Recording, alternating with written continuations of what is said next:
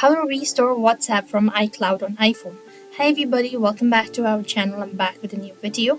In this following video, I'll show you how can you restore WhatsApp backup from iCloud on iPhone. To do it so, you want to make sure to watch this video right till the end. So first thing first, what you want to do is you want to go ahead and make sure to open up your WhatsApp application and then click on settings and go to chats. As you go to chats, next thing you want to do is make sure to click on chat backup and then you want to make sure to back it up. After you've done it, so you want to click on backup now, and it's going to take a couple of minutes in order to back up all your chats. After you're done it, so now you could actually try uninstalling the WhatsApp application and then reinstall it, or when you reinstall it or log into the account, you'll be able to find this section as backup or restore. Something's familiar, and when you do it, so you could go ahead and click on restore chat history just like this, and you just want to make sure to click on the options right at the bottom.